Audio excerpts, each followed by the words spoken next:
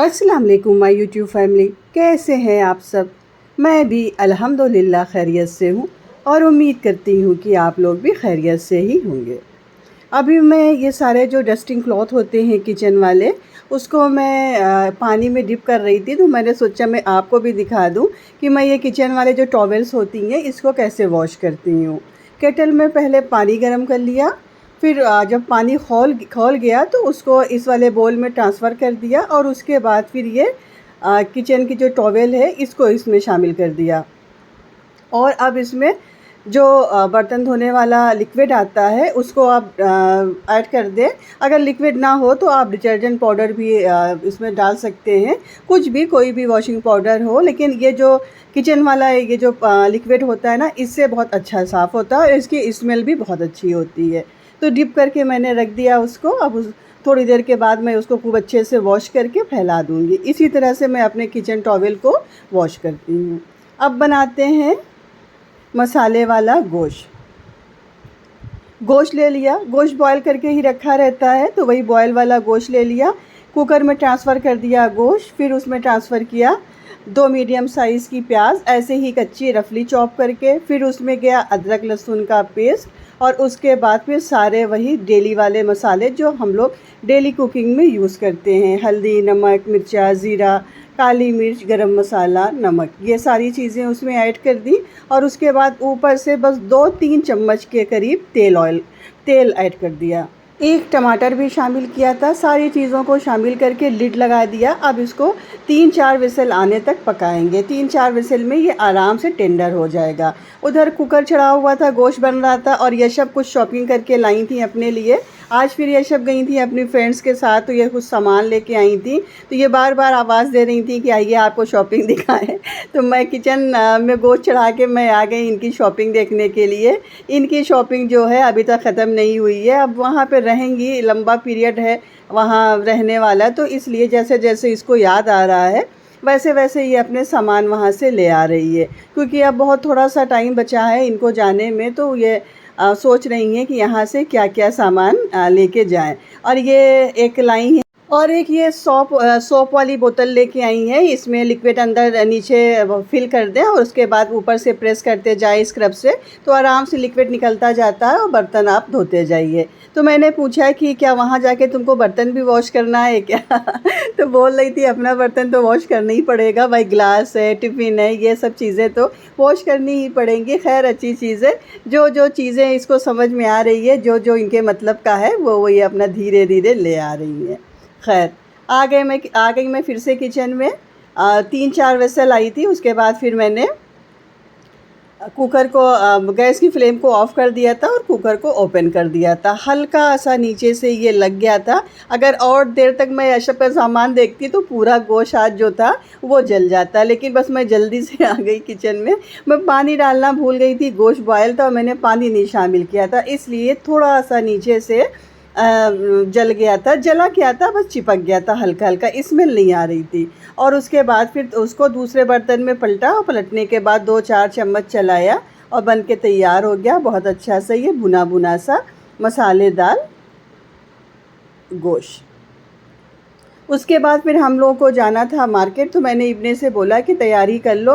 तो सबसे पहले तो इब्ने ने नमाज़ अदा की, क्योंकि नमाज़ जब लेट हो जाते हैं तो नमाज़ बड़ी लेट हो जाती है। जब नमाज़ पढ़ने में किसी दिन अगर टाइम से ना पढ़ें तो बड़ी लेट हो जाती है, तो इस सब की कोशिश यही रहती है कि अव्वल टाइम पे नमाज़ पढ़ लें, जिसमें फिर जहाँ भी जाना हो आराम से फ्री माइंड होके जाए, कोई टेंशन ना रहे कि घर जाके नमाज़ पढ़ना है, टाइम ना ख़त्म हो जाए इस तरह से। तो इब्ने चले गए नीचे कमरे में नमाज़ पढ़ने के लिए और ऊपर मैं मेड आ गई थी, तो मैं प्रिपरेशन करने लगी आलू के पराठे की। आज यशब ने बोला कि मौसम बहुत ज़बरदस्त है और इस मौसम में आलू का पराठा खिला दीजिए। और ये मेरा करी पत्ता माशाल्लाह से ग्रो कर रहा है, 2-3 स्टेम निकले हैं इसमें से, नई पत्तियाँ भी आई हैं, ये भी माशाल्लाह से ग्रो हो रहा है।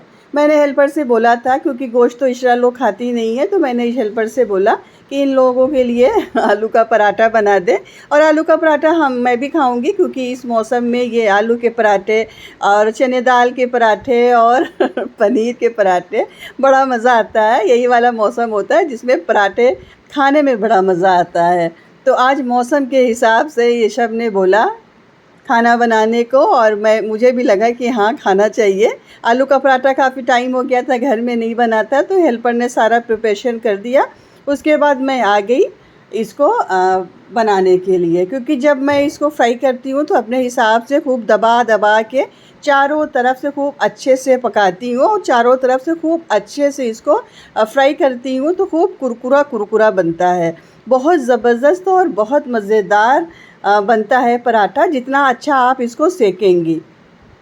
कुछ लोग होते हैं जो थोड़ा सा ऑयल शामिल करने के बाद फिर ऐसे उलट पलट के दे देते हैं, तो वो बड़ा मुलायम मुलायम सा बनता है, कच्चा कच्चा सा रहता है। लेकिन मैं थोड़ा सा घी ज़्यादा इस्तेमाल करती हूँ, मैं थोड़ा सा ज़्यादा घी शामिल करती हूँ, और उसके बाद फिर इसको अलट के पलट के चारों तरफ ऐसे घुमा घुमा के सारी साइड नीचे ऊपर खूब अच्छे से मैं इसको सेकती हूँ। तो ये बड़ा ज़बरदस्त बनता है और बच्चों को बहुत पसंद आता है।